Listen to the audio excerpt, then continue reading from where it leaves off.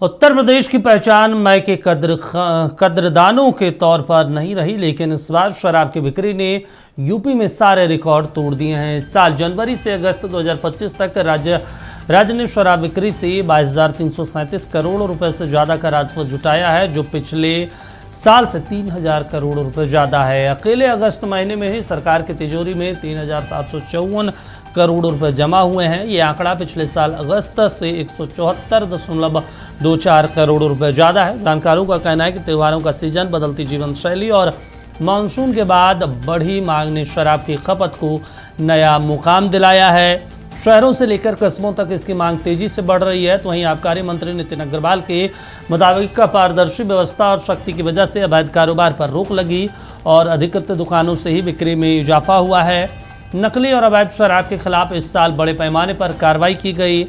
इससे लोगों का भरोसा बढ़ा है और सरकार का खजाना भी तेजी से बढ़ता चला गया।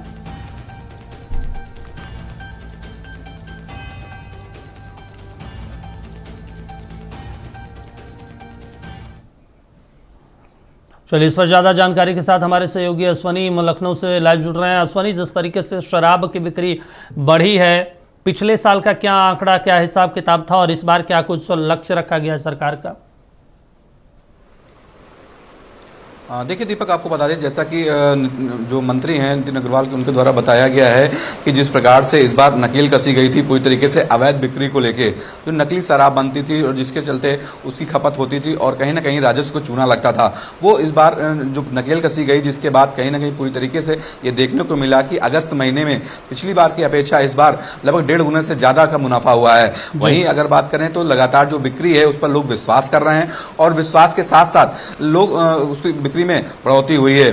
चाहे वो अवैध दुकानों की बात की जाए, चाहे वह अन्य तरीके से जो नकली शराब बनती थी उस पर पूरी तरीके राजस्व विभाग और अगर बात की जाए तो जो मत्स्य विभाग है उसके द्वारा नकेल कसी गई थी, जिसका असर कहीं ना कहीं देखने को मिला है। अगर बात करें तो लगभग 300 करोड़ 75 के आसपास का जो मुनाफा हुआ है, कहीं ना कहीं राजस्व को एक बड़ा फिगर दिखता है। ऐसे में देखा जा रहा है कि लगातार आबकारी विभाग के द्वारा अभियान चलाए जा रहे थे, चाहे वो गांव स्तर पे हो, चाहे कस्बों में और चाहे शहर में, लगातार उनका रिजल्ट देखने को मिला है और जिसको लेकर उन्होंने आबकारी विभाग की सराहना की है। जी नितिन अग्रवाल जी ने।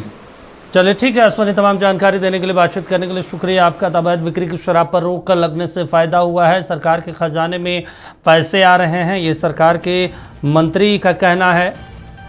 यूपी में शराब की रिकॉर्ड बिक्री हो रही है। लगातार 22,337 करोड़ रुपए के शराब बेचे जा चुके हैं।